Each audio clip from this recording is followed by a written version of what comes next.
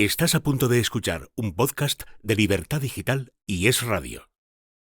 ¿Qué tal? Bienvenidos al podcast de historia de Libertad Digital, Desmemoria Histórica. Hoy entramos en materia muy sensible, tanto que muchos se creen en la obligación de pedir perdón por lo que hicieron, o se dice que hicieron, unos españoles hace 500 años.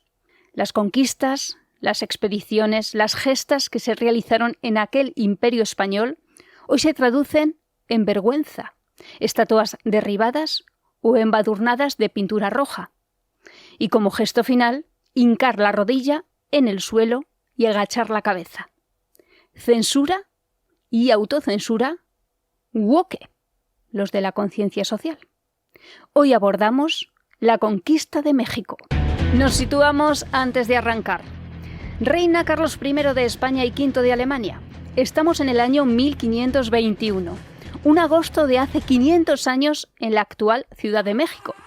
Estamos en el último capítulo de la políticamente incorrecta conquista del Imperio Mexica, que había empezado los primeros intentos 4 años antes, en 1517.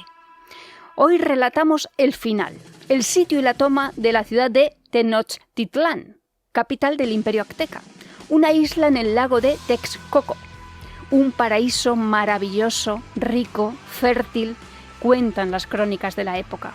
Sus habitantes, los mexicas, mantenían sometidos bajo tributos a todos los pueblos de la zona, bajo tributos que incluían el proporcionar una cuota de hombres, mujeres y niños para sacrificarlos a los dioses. Pero no hemos hablado todavía del gran protagonista de esta historia, un extremeño llamado Hernán Cortés, que con 36 años se propuso dominar ese corazón maldito donde reinaban los aztecas, el centro del Valle de México. Conmigo ya el historiador Pedro Fernández Barbadillo. ¿Qué tal, Pedro? ¿Cómo estás? Aquí a punto de echarme ceniza sobre la cabeza para hablar de Hernán Cortés, de la conquista de México y de este tipo de asuntos para los que tenemos que pedir perdón antes de entrar en ellos, ¿verdad? Desde luego, los 36 años del siglo XVI no eran los de ahora, ¿eh? Sí, no, desde luego. Bueno, un titular para el capítulo de hoy, Pedro. Pues vamos a escandalizar a la gente. Hernán Cortés no conquistó México, Hernán Cortés liberó México.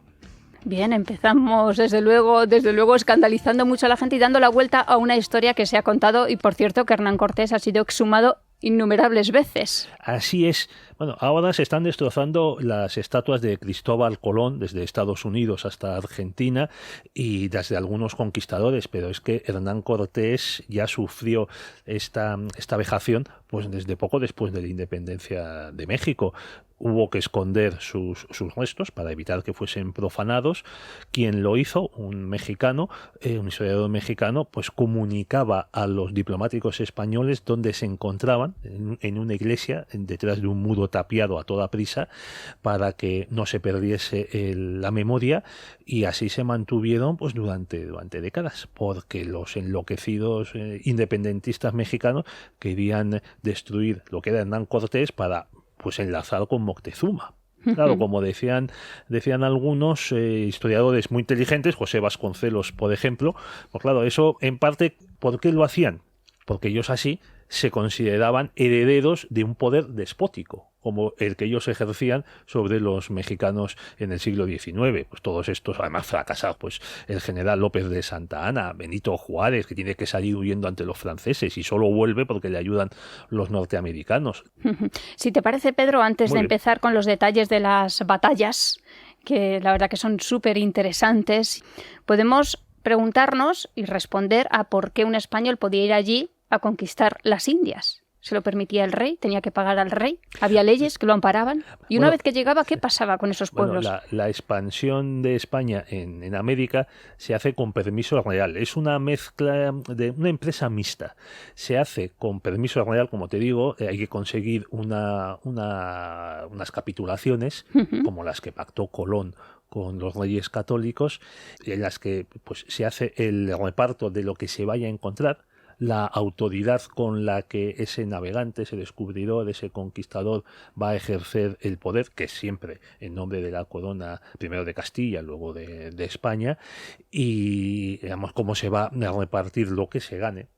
Por ejemplo, ahí está el quinto real. El quinto real. Quinto real, que ya lo establecieron la los quinta parte, el reyes 20% católicos. de lo que consiguieran, por ejemplo, de oro, que es lo que fundamentalmente buscaban en México.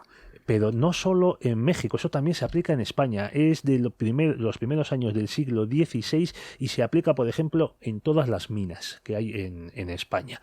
Pues las minas estas de Almadén, de mercurio, que entonces fue importantísimo porque de él se sacaba el azogue con el que se separaba la plata de la tierra en las minas. Eso valía para todos. A él se lo aplicaban a los españoles en España y a los españoles en las Indias. Un ejemplo de que la legislación era igual para todos. Y una vez que este solicitante recibía las capitulaciones, él tenía que buscar inversores.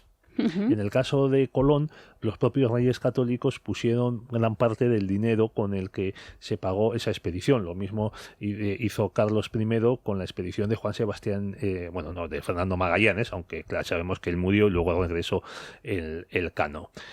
Y esto es lo que sucede también en las Indias, que es así como se llaman pues hasta entrado el siglo XIX.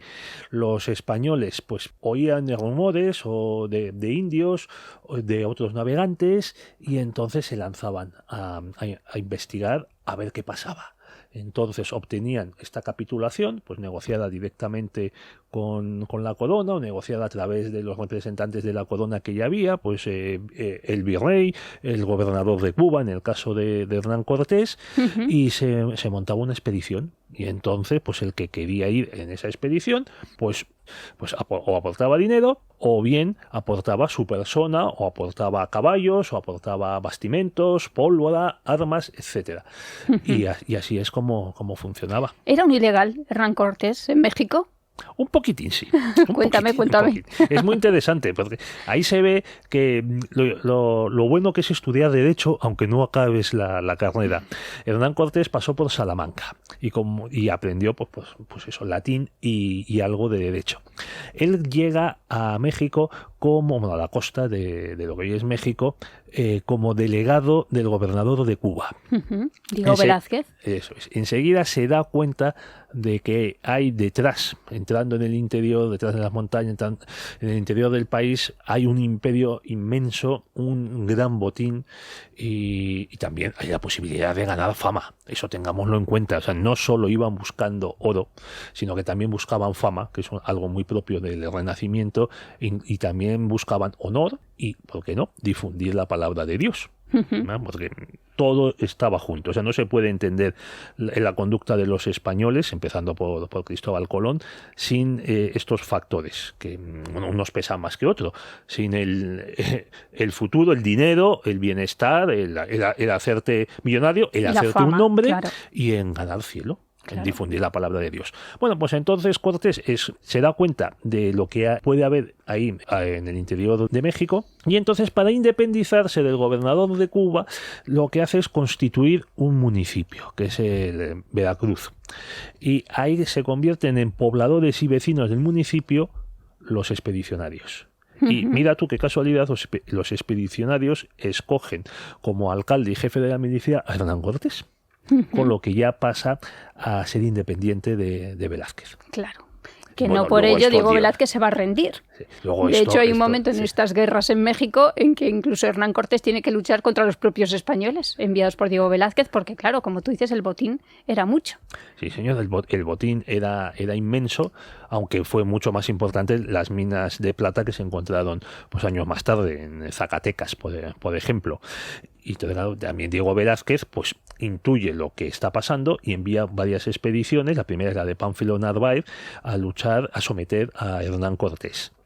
Se le da poca importancia a la hora de contar la conquista de México a estos enfrentamientos que mantuvo Cortés con otros españoles. Eso lo cuenta muy bien Iván Vélez en su libro. Al que tendremos ahora en unos minutos con exactamente, nosotros. En su libro La conquista de México, él explica muy bien que hubo conspiraciones permanentes contra Cortés por parte de muchos españoles, que provenían de Cuba, y también desde Cuba Velázquez envió varias expediciones a ver qué estaba pasando ahí y a someter a Cortés.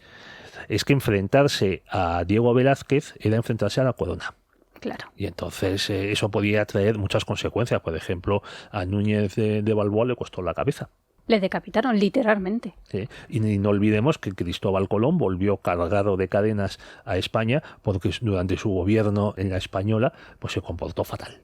O sea, hasta el punto de que los propios españoles pidieron a los reyes católicos que hiciesen el favor de enviar un juez a detenerle y a devolverle a España. La conquista de México, podemos decir eso de que a la tercera fue la vencida, porque esta fue más o menos la tercera expedición. Y sí, Hernán Cortés, esa personalidad es la que lo logró, porque realmente se debe a él. Cuando conoces un poco la historia y conoces al personaje, dices, claro, es que no había otro igual. Es uno de los grandes conquistadores de la historia de la humanidad, no solo por la extensión de los territorios que conquista, sino por los medios con que lo hace y también por la perduración de su conquista a lo largo de la historia. Un gran estratega, Sí, te pueden decir psicólogo. Eso, ¿no? Te dicen eso, Gengis Khan, Tamerlán, conquistaron inmensos imperios.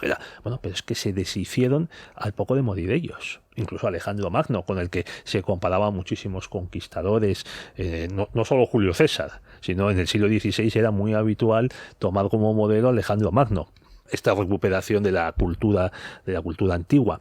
Y Hernán Cortés conquista México, llega a enviar barcos a lo largo del Pacífico en busca de las Molucas y también para enlazar con las expediciones que había enviado Carlos V, la de García Jofre de Loaiza, en la que muere Elcano. Pero es que además ese imperio, la Nueva España que él funda, perdura 300 años. O sea, ahora se están celebrando los 200 años de la independencia de la República de México, bueno, que se independiza como imperio. O sea, México ha sido más tiempo territorio español que país independiente. Bueno, pues un 18 de febrero de 1519, los barcos de Cortés, 11 barcos y más de 600 hombres salen de Cuba con destino precisamente hacia México. Y en referencia a lo que tú decías antes, Pedro, llevaban una bandera que decía en latín: hermanos y compañeros, sigamos la señal de la Santa Cruz con fe verdadera, que con ella venceremos. Creo que ya nos escucha Iván Vélez. ¿Qué tal? ¿Cómo estás, Iván? Muy bien, encantado de estar con vosotros una vez más. Aquí tenemos sobre la mesa tu libro La conquista de México, una nueva España. Tan importante es el gran título como el subtítulo, esto de la Nueva España, a la que también dedicas unos capítulos en este libro. Ya cuando lo leí en su día me impactó, lo he vuelto a releer. Y realmente el libro es como si estuvieras viendo, ahora es una comparación que se hace habitualmente, pero una serie de Netflix, una serie bélica, y realmente admiras la labor, las gestas, la batalla, la crueldad, por qué no decirlo, de lo que ocurrió hace 500 años. Iván, primera pregunta, ¿qué tenía Hernán Cortés que no tuvieron otros? ¿Por qué él lo consiguió?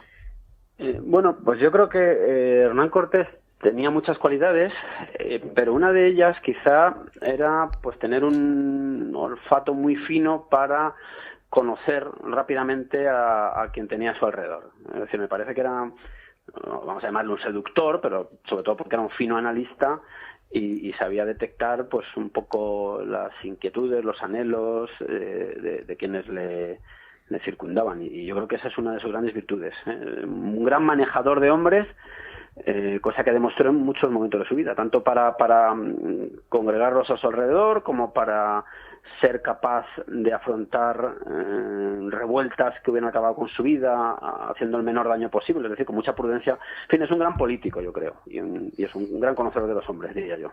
Y ahora vamos a definir al enemigo con el que luchaban los mexicas. ¿Quiénes eran los mexicas? Bueno, pues los mexicas eran un pueblo hegemónico del Valle de México, un pueblo que tenía sometidos sometidas a otras naciones étnicas de su entorno, de las cuales extraía tributos y en forma de materias y de carne humana para sacrificar a Huitzilopochtli, que era el dios tutelar, el dios de la guerra, por cierto, de este pueblo, que era un pueblo pues evidentemente belicoso y victorioso y que gracias a su fuerza militar mantuvo esta hegemonía hasta la llegada de unos barbudos que supieron moverse con habilidad, dirigidos en gran medida por Cortés y estableciendo alianzas con aquellos pueblos oprimidos por los mexicas. Cuando hablas de los mexicas, no se puede evitar hablar también de lo que hacían a otros pueblos. Quiero decir, eso va con ellos, ¿no? Era su forma también de vida, su cultura. Claro. Es decir, los sacrificios humanos, no sé si canibalismo, porque se relata en algún momento que incluso se comen parte de los cadáveres de algunos españoles, ¿no? Así es. Sí, se practicaba el canibalismo y sobre todo el sacrificio humano. A los dioses había que darles un tributo de sangre y esto se obtenía pues abriendo, como describe con mucha crudeza y mucho realismo Bernal Díaz del Castillo, cuando decía aquello de vimos como nuestros compañeros los aserraban por los pechos y les sacaban el corazón que todavía bullía. Es decir, que esas imágenes tan impactantes pues se producían en lo alto de esas pirámides que vieron los españoles. Vale, pero los españoles no lo hicieron solos. No podrían haberlo hecho solos. No, claro, los españoles no lo hicieron solos. Por eso digo que la habilidad de Cortés fue, pues eso, ser un fino analista. Él cuando llega allí se da cuenta, de hecho, lo expresa mediante una fórmula bíblica, viendo aquellos reinos tan rotos, pues halló gran satisfacción, no lo voy a reproducir literal.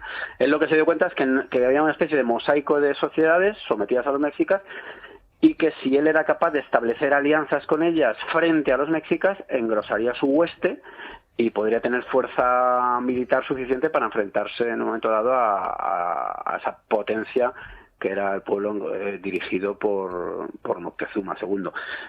Además esto, también ya que me preguntabas al principio al respecto de las virtudes o las cualidades de Cortés, él tenía un buen conocimiento de las leyes españolas, digamos que por el trasfondo de las partidas, y claro, si uno lee las partidas se da cuenta pues que muchas de las actividades que se despliegan en América pues son casi una prolongación de lo que se hace en la Reconquista. Y entonces, en este sentido, yo lo que he visto son paralelismos entre estas alianzas y las que hacen los reyes castellanos y leoneses siglos antes, pues en aquel mundo de reino de taifas, en los cuales pues hay reyezuelos moros que son tributarios de los reyes castellanos precisamente para ser protegidos de otros reyezuelos. Es un poco parecido a lo que ocurre en México. Cuando hablas lo de sumar huestes, es increíble la diferencia que hay entre el número de, por ejemplo, de guerreros chacaltecas y el número de guerreros españoles. Claro, es un número tremendamente inferior. Claro, cuando, por ejemplo, se produce ese primer choque con los tlaxcaltecas, que son después los grandes aliados, Cortés, y esto también hay que tenerlo en cuenta porque es la perspectiva de la época y los intereses particulares de Cortés, él da pocos nombres, porque lo que trata es salvar su cabeza en primer lugar y sus intenciones y sus actividades. Cortés no nombra con detalle a las tropas mayas que ha ido recogiendo por el camino. Luego se enfrenta a los tlaxcaltecas, en mayor número también, los vence, pero ahí lo que él dice no vence el número sino el ánimo. Eso es un lema muy bonito, pero yo añadiría, y sobre todo la estrategia. ¿Por qué? Porque en el corto ejército español que lleva Cortés, lo que hay es, por ejemplo, veteranos de las guerras de Italia. Es decir, él cuenta con soldados de élite, por decirlo en términos actuales. Que, claro, estratégicamente funciona mejor, cuenta con poquitos caballos, pero que también tiene un efecto psicológico importante y estratégico, por supuesto, o táctico, por mejor decir, y también cuenta con artillería que, aunque no es una fuerza mortífera tan grande como se pueda suponer, sí que tiene pues mucho impacto en gente que estaba todavía utilizando herramientas de piedra, ¿no? Pero claro, los chacaltecas cuentan con decenas de miles. Claro.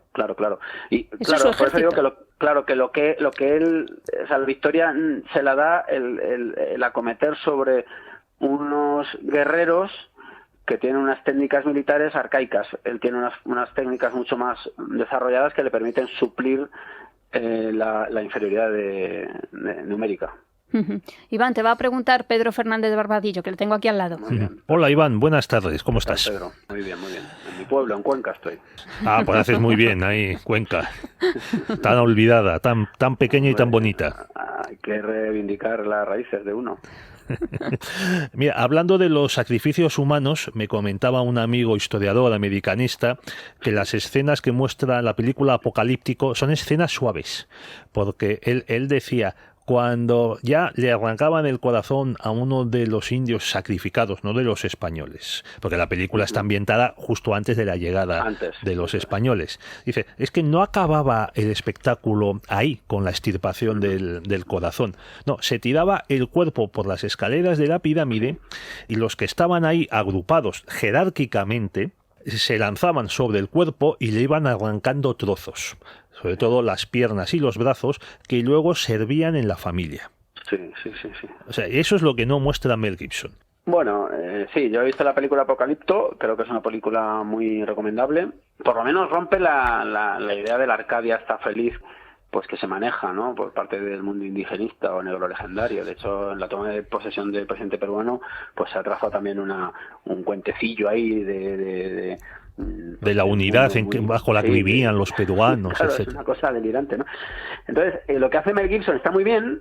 De hecho, además, Mel Gibson cierra, como es sabido en la película, con la llegada de unas carabelas que lo que traen también es la cristiandad, la idea del hombre cristiano. Entonces, eso también es bastante importante de señalar. Claro, los sacrificios humanos, él lo recrea. Quiero recordar que sí, que saca un corazón bullendo, como decíamos, y lo tira escaleras abajo.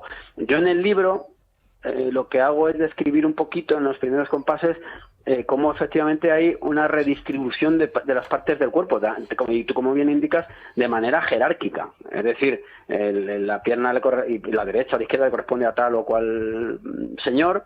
Y yo añadiría otra cosa más. Había también, si uno mira los códices, se da cuenta de que en algunas representaciones vemos individuos que tienen como dos manos. Eso era, en realidad, que esos individuos se ponían una especie de mono que era encima de su cuerpo, que era la piel de individuos que eran desollados. Sí, con piel de los españoles creo que también ponen los muros de ciertos edificios, ¿no?, y de los templos en una de las batallas.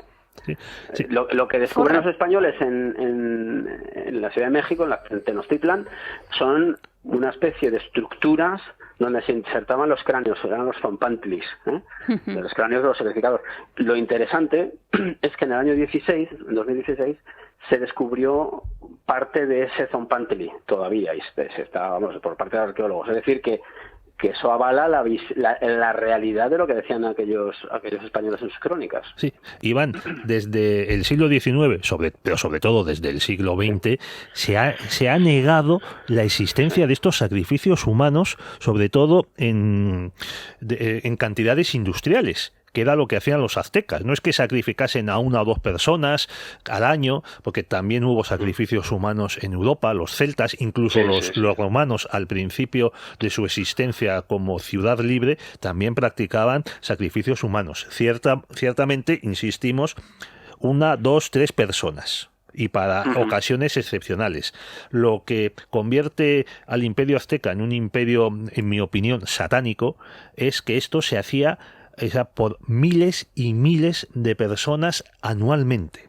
Claro, sí. Bueno, se ha estado negando por parte por un lado, los arqueólogos, sobre todo los de escuelas norteamericanas y europeas, y también por los políticos y los indigenistas de Hispanoamérica, la propia existencia de esto, que se decían que esto eran exageraciones o que eran novelas para justificar la conquista, hasta que, como has mencionado, se descubrió este zompantli en México. Claro. O sea, la arqueología confirma las crónicas españolas. Sin duda, vamos a ver. Las crónicas no eran fidedignas, completamente, al 100%. No eran completamente fidedignas. Por ejemplo, cuando Cortés habla de la cantidad de enemigos a los que se enfrenta, pues probablemente exagera. Algo que ya era tradición. Por ejemplo, si uno lee las crónicas de las Navas de Tolosa, pues se da uno cuenta que allí no cabe tanta gente. Lo digo porque recientemente estuve allí y es cierto que no cabe tanta gente. Pero es que si uno lee La Guerra de las Galias de Julio César, que es alguien con quien se ha comparado mucho a Cortés, también la cantidad de enemigos es una barbaridad.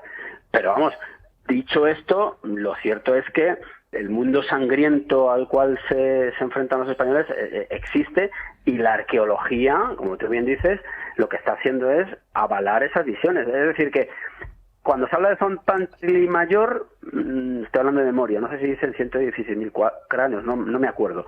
No sé si son tantos, pero desde luego son muchos, y desde luego sí que existe esa práctica de dejar esos cráneos ahí ensartados por las sienes, En fin, y que además, precisamente, el análisis de esos cráneos determina si eran niños, si eran mujeres, es decir, o si eran guerreros. Es decir, que la imagen crudelísima de aquel tiempo nos la está completando la arqueología. Vale, con esto no queremos decir, Iván, que los conquistadores, los capitanes, Hernán Cortés, etcétera, fueran hermanitas de la caridad. No, claro que no. Claro, no. Porque muchos de los pueblos que luego lucharon al lado de Hernán Cortés tampoco se sumaron todos voluntariamente. O sea, tampoco estamos hablando de una leyenda blanca, por decirlo de alguna forma. No, claro. Ese es el peligro de hablar de estas épocas, y sobre todo del mundo hispánico, del mundo imperial hispánico, es combatir la leyenda negra con una leyenda rosa. Eso es. Que eso es algo ya de lo que alertó Emilia Pardo Bazán hace más de un siglo. Ese es un peligro. Siempre se puede mover, hay que intentar alejarse de esos dos polos. Y yo lo intento, luego ya el lector sabrá si lo consigo. A ver, los españoles tenían intereses espurios, intereses personales, intereses egoístas, pero como todas las sociedades. O sea, en la actualidad la gente quiere vivir mejor, ganar más dinero, tener más poder, en fin, salvo determinadas excepciones. ¿Qué ocurre con los españoles? Pues que el Imperio Español, lo que le diferencia de otros es que finalmente incorpora a esas sociedades en las propias estructuras o instituciones hispánicas. No hay más que ver que la familia de Moctezuma es ennoblecida. Es decir, ellos tienen la perspectiva del antiguo régimen, pues de una sociedad estratificada, y de hecho el trato que se le da a un señor es análogo al que se le daría a un señor aragonés por parte de un castellano, porque se respetan esas estratificaciones, incluso por motivos de prudencia, porque este señor detenta un poder. De hecho, hay estudios que demuestran que élites, digamos, prehispánicas se mantuvieron durante el tiempo virreinal y han llegado hasta nuestros días. Te descubrí, Iván, como gran relator en este libro, y me gustaría que compartieras con los oyentes, que compartiéramos ese viaje de Hernán Cortés. La primera vez que llega a Tenochtitlán y se ve con Moctezuma. ¿Cómo es esa llegada? Porque es muy diferente a la última, de la que ahora se cumplen los 500 años, ese 13 de agosto. Efectivamente, sí, es muy diferente. Bueno, pues esa es una llegada fastuosa. Yo siempre digo, a ver, para que nos hagamos una idea, Tenochtitlán está en una isla dentro del lago Texcoco, comunicado con sus orillas, la ciudad se comunicaba con sus orillas por medio de unas calzadas, 4 o 5 ramales, o bueno, unos cuantos más ramales quizá más secundarios, pero con unas grandes avenidas artificiales, con unos puentes levadizos que permitían el paso de canoas e incluso el aislamiento dentro de esa ciudad. Bueno, pues es una entrada verdaderamente impresionante, en la cual hemos de pensar que los españoles van en formación militar, en buen orden y concierto, como se decía en su momento, con la jerarquización de esa comitiva, y al fondo van apareciendo una serie de comitivas, la última de la cual está protagonizada por el emperador, que era una especie de un líder religioso y político, Moctezuma, que viene en unas andas. Es decir, casi sería una especie de litera. Casi es como si vieran al fondo un paso de Semana Santa, siempre digo esto, ¿no? Alguien que viene hacia nosotros, claro, los españoles van a caballo o andando, y este señor pues no puede tocar el suelo, nadie le puede, en fin, es un personaje sagrado. Y es donde se encuentra el mundo cristiano occidental con ese mundo indígena de dioses zoomorfos, incluso en el propio aspecto de esos señores pues tiene unas reminiscencias casi zoológicas, diría yo, con una enorme riqueza en pedrería y metales. Y claro, Cortés trata de darle un abrazo y enseguida, claro, se le impiden, no puede tocar a una especie de semidios como es Moctezuma, ¿no? Bueno, y a partir de ahí aparece una extraña vida cortesana de convivencia bajo una atmósfera grave, diría yo, porque se presentía un peligro, y se presentía desde el mismo inicio, porque el propio Bernal dice en sus crónicas, dice, como éramos hombres temíamos la muerte. Serán conscientes de que entrar en esa ciudad podría ser su final. E incluso dice, ¿qué hombre sabido que tal atrevimiento tuviesen? Es decir, que ellos sabían de lo trascendental de aquel paso. E incluso, para cerrar ya el relato, ellos dicen que creían estar viendo cosas dignas de la Amadís de Gaula, como era una especie de fantasía, ¿no? A la cual ellos, y peligro a la vez. Esa es la sensación tan impresionante. Ellos se les hospedan en un palacio y en un momento pasa a estar preso Montezuma. Efectivamente, sí. ¿Por qué? Efectivamente, porque son conocedores de que la guarnición que han dejado en Veracruz, claro, porque Cortés era consciente del peligro que corría y por lo tanto deja siempre abierta la puerta de salida hacia el Caribe.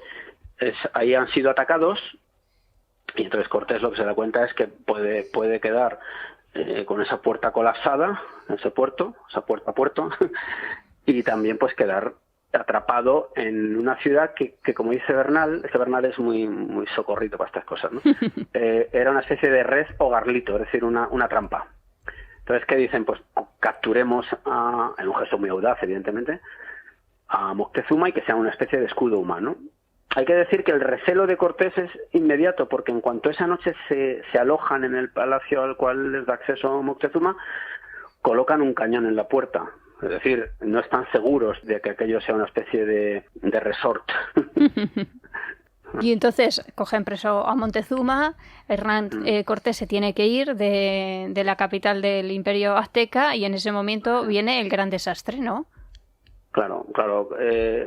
Cortés hay que recordar que ha salido de Cuba burlando al gobernador, a Velázquez de Cuéllar, y Velázquez de Cuéllar, que ya ha sido nombrado adelantado, es decir, es el que legalmente tiene los papeles para entrar en esa tierra, lanza su contragolpe con Pánfilo de Narváez y una serie de soldados cubanos asentados en Cuba, y Cortés lo que hace es salir a repeler pues a esos que vienen a cortarle la cabeza, así de simple.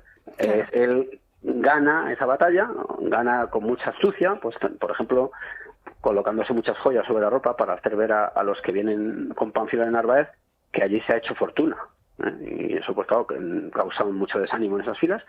Vence a Pánfilo de Narváez, pero cuando vuelve a la ciudad se encuentra con que Alvarado ha llevado a cabo la matanza del Templo Mayor, una masacre sobre la nobleza indígena, probablemente motivada por indicios de que podrían acabar con los españoles. Yo estoy seguro de que eso tuvo que ser así, porque si no, no tendría mucho sentido, porque ellos tenían el poder, y ahí ya se produce un asedio del palacio y se acaba, me adelanto un poco, se acaba saliendo en la famosa Noche Triste, que tuvo mucho de triste, que por cierto le han puesto ahora una plaza en México, han quitado la Noche Triste y ahora van a poner la Noche de la Victoria, para que se vea cómo están las cosas por allí. Allí se capturan unos 80 españoles más o menos, que son sacrificados en los templos. Cortés sobrevive, se pierde el tesoro, por cierto, y lo que hace él es reconstituir inmediatamente su ejército, vencer en la batalla de Otumba, gracias también a una maniobra más que a una superioridad numérica.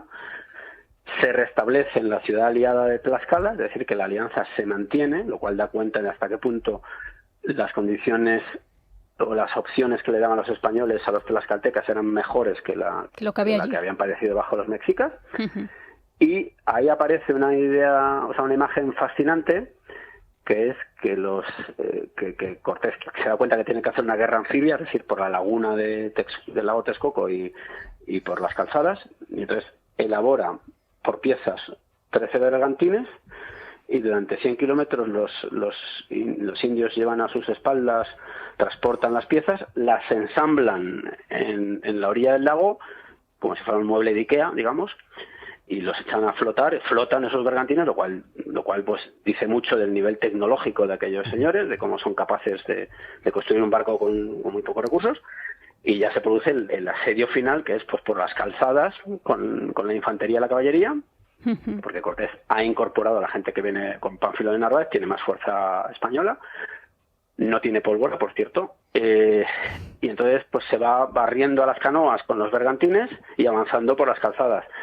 Es desasosegante seguir un poco la evolución, porque ellos dicen que por el día avanzan, pero por la noche se repliegan y los indígenas los mexicas recuperan terreno, y finalmente lo que hacen es demoler casa por casa, y aparece el factor epidemia, que he de decir que atacaba a todos los indígenas, o sea, no hacía distinciones. La viruela. ¿Por qué ataca más a los residentes en la isla, en Tenochtitlan? Pues mi explicación es que, puesto que Cortés les ha cortado el suministro de agua potable y casi también el de víveres, una táctica muy clásica de los asedios europeos, yo creo que la debilidad de aquellas personas hace que la enfermedad les ataque más. Y entonces, en esa tesitura, en esas condiciones tan extremas, Se produce también una imagen muy conmovedora, que es cuando ya Cortés deja salir o pide y accede Cuauhtémoc, que es el último caudillo indígena, a las mujeres y a los niños, y lo describe con mucha viveza, y ya digo, de una manera muy conmovedora, cuando dice que qué corazón no se quebraría viendo a aquellas personas salir tan famélicas de la ciudad. Y finalmente, ya con esto termino, pues el 13 de agosto de 1521, es decir, dentro de 15 días se cumplirán 500 años, se captura Cuauhtémoc en las aguas del lago Texcoco, y ahí ya cae en poder de los españoles la ciudad de Tenochtitlan. Devastada, pero en poder de los españoles. Sí, eso debió ser. O sea, al entrar en esa ciudad, creo que había un hedor en la ciudad. Sí, efectivamente, de los muertos. Sí. De hecho, hay un tiempo que están sin entrar hasta que la cosa se airea, por decirlo de algún modo, ¿no? Madre mía. Claro, en condiciones absolutamente extremas, ¿no? Bueno, hemos pasado muy por encima de la noche triste. La verdad que eso ya merece la pena dedicarle un solo capítulo de este podcast. Hay muchos detalles, tampoco hemos hablado de Marina, de Malinche. Claro. En fin, Pedro, ¿quieres preguntar algo? Ahora sigo yo. Sí, muchas gracias, Nuria. Mira, el argentino Marcelo Gullo, que acaba de publicar en España un libro en defensa de la hispanidad, dice en una entrevista que le hicieron en El Mundo hace unos días, hablando de la conquista de México por Cortés, dice, hombre, por supuesto que la batalla de Tenochtitlán fue sangrienta, también lo fue la batalla de Berlín. Claro, él parte de este enfoque de que los españoles no conquistan América, liberan a los americanos de unos regímenes despóticos, de unas situaciones de opresión y también de un atraso.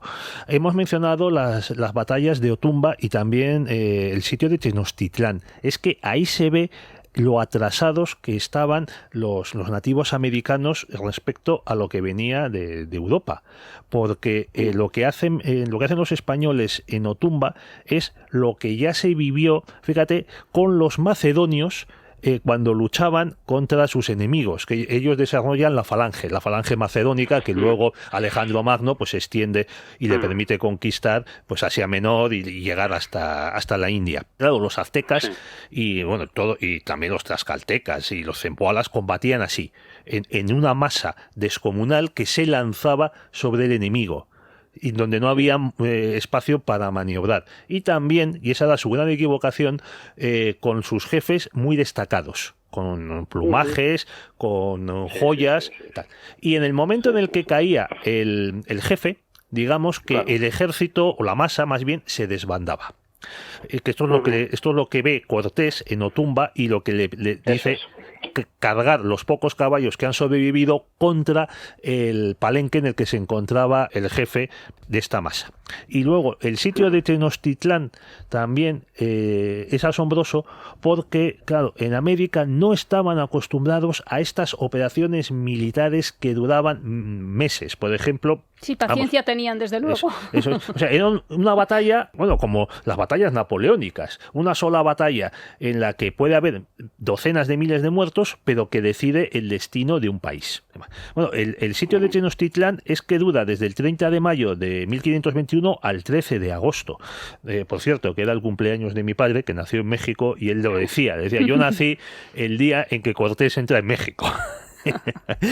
Esto no tenían esta capacidad, no tenían ni tecnología ni mentalidad los aztecas y todos los demás pueblos similares para hacer estas operaciones que duraban tantísimo tiempo, y que antes Cortés y sus españoles habían preparado durante semanas, conquistando las riberas del lago de Texcoco, cortando el envío de suministros, cortando las calzadas, y también, como decía aquí Nuria, una operación de mucha paciencia. Claro. Sí, no, yo suscribo completamente tus palabras, Pedro. O sea, estamos ante dos mundos completamente desconectados, en un nivel de civilización muy diferente. Y claro, Cortés sí acaba teniendo un gran ejército de indígenas, pero lo que vence ahí es pues el componente, sobre todo yo diría que táctico, ¿no?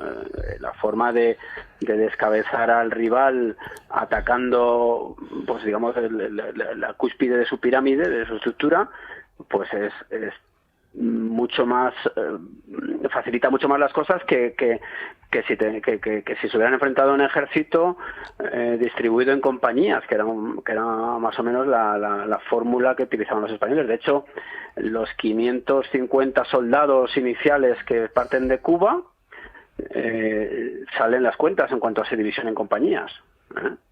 Y bueno, pues claro, esa diferencia estructural, esas diferencias del arte del dominio del arte de la guerra, también no hay que olvidar también que los indígenas los naturales, digamos, van adquiriendo algún tipo de pericia, van aprendiendo, pero no les da tiempo. Bueno, tú describes... Fue una guerra fugaz. Sí. Iván, tú describes muy bien, yo creo que son las páginas más impresionantes de tu libro, de La Esfera, esa batalla, ese sitio de Tenochtitlán, cómo son combates por la mañana, por la noche, cómo los españoles se juegan, el mismo Cortés, se juegan la vida constantemente. Cortés está a punto de ser capturado alguna que otra vez, también algunos de sus capitanes, algunos le traicionan, claro. Estos capitanes también mueren, pero tanto yendo en bergantines como yendo por las calzadas. Hay golpes nocturnos de los aztecas, hay deserciones. Yo te felicito porque eres capaz de guiar al lector entre esta maraña de acontecimientos, incluso de dar las cifras de los pequeños destacamentos que formaban los españoles. Volvemos a lo de antes. La victoria de los españoles en toda América solo se explica porque son capaces de forjar alianzas con los pueblos indígenas sometidos, por resumir, a los incas y a los aztecas. Cuando te hablan de los días de la resistencia que se están estableciendo en varios países, de Venezuela, Argentina, ahora lo que has comentado de México, uno tiene que preguntarse, ¿pero resistencia de quién? Claro. Yo cuando estaba en México y me han soltado esto de los españoles oprimieron a nuestros antepasados, yo decía, pero no, ¿usted de dónde viene? De los mexicas. Es una cosa muy burda, ¿no? ¿Usted qué es, mexica o tlaxcalteca? Porque, claro, dependiendo de qué lado esté, pues está agradecido o afrentado.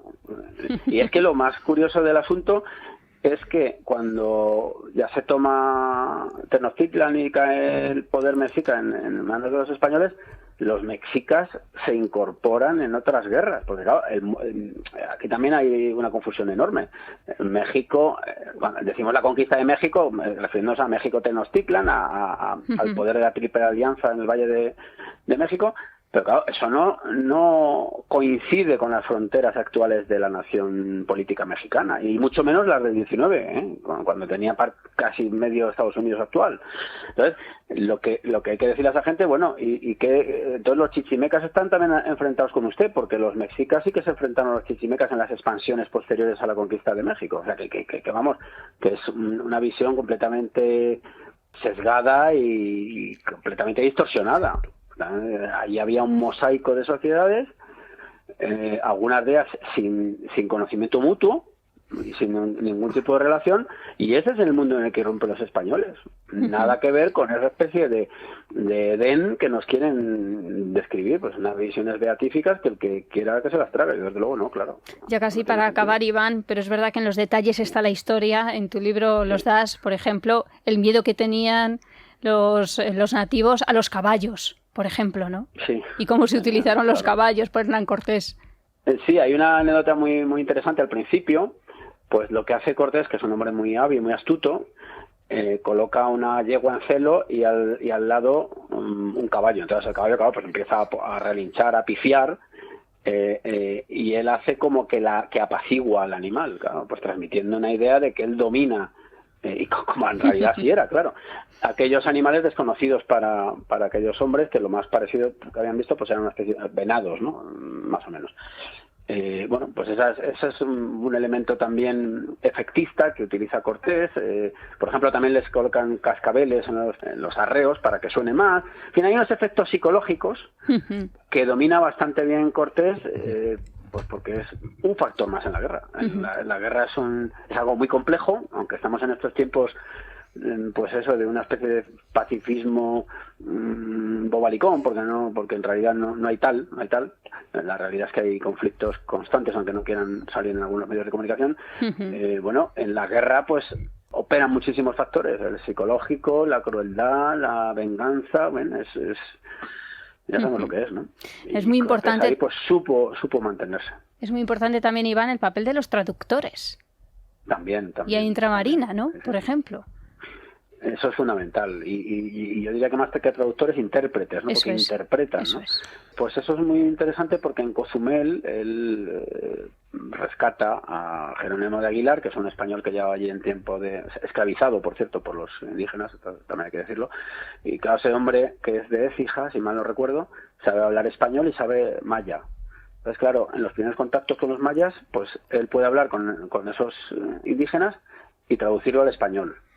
Pero con la entrega de un conjunto de esclavas, entre las cuales está Doña Marina porque se le bautiza como tal, ella que sabe náhuatl, que es la lengua, digamos, franca, ¿no? de los mexicas, o del Valle Central de México, y maya, pues ahí se produce una doble traducción, ¿no? Del español al maya, por vía de Jerónimo de Aguilar, y del maya al náhuatl por parte de Doña Marina. Claro, Doña Marina acaba aprendiendo español, lo cual le permite, pues, desplazar, digamos, a Jerónimo de Aguilar y ser una interlocutora directa, ¿no? con los mexicas.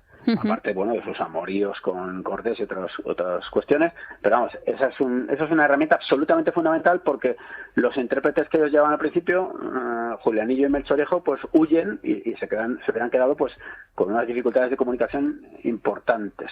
Y luego la valía que tenía como es lógico, en aquel mundo, ser intérprete, hace a algunos españoles aprender a toda máquina náhuatl para tener una habilidad más, claro, en su currículum. Marina, madre del hijo de Hernán Cortés, del segundo Martín Cortés. Sí, y Marina vendida por sus padres como esclava. O sea, hay que insistir en esto porque es ese mundo al que llegan los españoles y en el que los españoles, para muchos individuos, muchos nativos, son libertadores. Tú, Iván, en tu libro cuentas dos hechos, uno muy conocido, que es Cuauhtémoc le pide a Cortés que le mate. Una vez que le captura, le toca el puñal que Cortés lleva a la cintura y le dice, por favor, señor, mátame. Y el otro hecho que no es tan conocido y que tú comentas muy bien y sobre el que te quiero preguntar es el que una vez que ha acabado el sitio y se ha capturado pues, a Cuauhtémoc y se han rendido los supervivientes, los españoles quisieron devolver a muchas mujeres a sus nobles. Y muchas de estas mujeres no querían. No querían, no. Claro, pues hay que adoptar la perspectiva y la mentalidad de la época. Aquellas mujeres veían a estos hombres que también eran victoriosos y que les proporcionarían unas condiciones de vida probablemente superiores. Es que claro, aquello no fueron casualidades o caprichos. Yo insisto con el caso de las caltecas, cuando ellos mantienen la alianza es porque es más favorable a la situación preexistente. Y en este caso las alianzas matrimoniales pues probablemente ofrecían a aquellas mujeres unas condiciones de vida más favorables que las previas. Bueno, es que la alta nobleza practicaba la poligamia. Claro. O sea, que es que tampoco se menciona esto. Sí, solo te quería preguntar, ya para acabar por mi parte, otro elemento de esta leyenda negra que existe sobre Hernán Cortés y la conquista de México es que el emperador Carlos le maltrató a Cortés. Sí. Porque, bueno, al final le nombraron, es cierto, no le nombraron virrey, pero le nombraron gobernador, capitán general, marqués, etcétera. Sí, tu investigación, ¿dónde te lleva, Iván? En ese sentido. Bueno, yo me lleva, vamos a ver, las ambiciones son libres, es decir, uno puede querer siempre más, pero hombre, Cortés fue una persona riquísima. O sea, en sus últimos días tuvo algunos problemas de liquidez, como si te dejas en casa la cartera. Pero vamos, él tenía unas riquezas inmensas en México. Él era marqués del Valle de Oaxaca. Se le habían dado 23.000 vasallos, armó flotas en el Pacífico, era un hombre riquísimo, era un hombre muy acaudalado, o sea que el éxito económico lo alcanzó. En cuanto al éxito social, pues hay que señalar que se casa con una mujer de la nobleza, que es una de las aspiraciones de la época, y bueno, pues por ejemplo hay una anécdota que no sé si la cuento en el libro, pero no recuerdo. Cuando Cortés enferma, el emperador va a su casa a verle, es decir, la consideración que tiene hacia Hernán Cortés el emperador Carlos me parece bastante. Ahora bien, quizá no se colmaron sus anhelos, y luego, pues claro, la llegada de un virrey respondía también a otros equilibrios de una corona como la española, y a la existencia de grandes familias, en fin, pues esas pugnas de poder propias del momento. Pero hombre, yo creo que tampoco se puede decir que Cortés fuera maltratado, desde luego. Pues Iván Vélez, te dejamos ya que sigas disfrutando de tu verano conquense. Recomendamos de nuevo tu libro La conquista de México, una nueva España, publicado por la Esfera de los Libros. Y nos vemos pronto ya por aquí, cuando regreses a Madrid. Venga, perfecto. Pues gracias. Un abrazo para todos y buen verano. Gracias, Iván.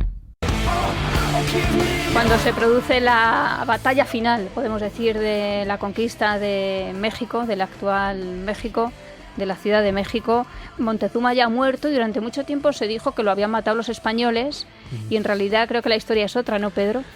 Pues a Moctezuma lo matan sus propios compatriotas. O sea, se dan cuenta de que ha pactado con los españoles o está prisionero de ellos, y entonces durante esta rebelión que se produce después de la matanza cometida por Alvarado en el Gran Templo, pues Cortés muestra a Moctezuma al pueblo tratando de que el emperador pues ponga paz, y entonces recibe una pedrada en la cabeza que lo acaba matando.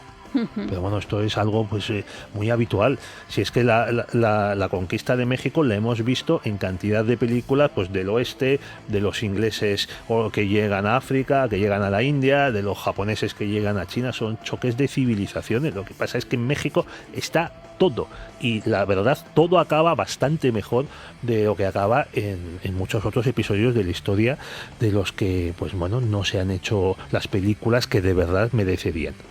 ¿Alguna reflexión para acabar, Pedro? ¿Que nos vamos? Pues para acabar, bueno, pues con la conquista, con el virreinato, México era un país bicontinental, o sea, porque del virreinato dependía Filipinas, también dependían Cuba y la Española. Casi llegaba hasta el Canadá, llegó a enviar una expedición al norte del Pacífico, a la zona de Alaska, a Santa María de Nootka, llegaba por el sur hasta Panamá. Bueno, pues todo esto lo perdieron los mexicanos con la independencia. Eso sí, ganaron su bandera en las Naciones Unidas. Pero España deja una gran nación, un gran país, que asombró a Alexander Humboldt cuando estuvo en la Nueva España y vio cómo era la Ciudad de México, con sus universidades, con sus hospitales, y mucho de eso se malbarató por las élites de la independencia. Tampoco es que ahí en España nos quedásemos muy bien en el siglo XIX, la verdad. Y ya para concluir, pues y deshacer esta leyenda negra que sufrimos, ¿qué aportó España a México? Pues las universidades, la imprenta, el alfabeto, la música polifónica, la navegación, la diversidad de alimentos, la vaca, el cerdo, la gallina, el trigo. También es cierto que nos llegó de América pues el tomate, la patata, que ha salvado millones de europeos y de asiáticos de la muerte. También aportamos la rueda, y algo importantísimo, algo que dura casi 300 años, la paz interna en esos países. En el siglo XIX es, como en España, el siglo de las guerras civiles, en México, en Perú, en Argentina, en Colombia, en Venezuela, e insisto, en España. Eso es lo que se pierde. Capítulos muy emocionantes, episodios, detalles que yo recomiendo de este libro del que hemos hablado hoy, por ejemplo, como ese en que donde llegaban los españoles ponían un pequeño altar, ¿verdad? Sí. Se ponían a rezar. Y luego ya hicieron el altar mayor, precisamente en la capital, ¿no?, del Imperio Azteca. Es que se consideraban cruzados de la fe verdadera. Eso también hay que tenerlo muy en cuenta para entender su comportamiento. Yo soy muy aficionada a la novela de terror y hoy quiero acabar con unas palabras de Dan Simmons que pertenecen a su novela La canción de Cali. Habla de la ciudad de Calcuta y dice: algunos lugares son demasiado perversos para que se tolere su existencia. Algunas ciudades son demasiado ponzoñosas para poderlas soportar. Acabamos siendo políticamente incorrectos. Escucha este y otros programas cuando y donde quieras a través de los podcasts de Libertad Digital y Es Radio.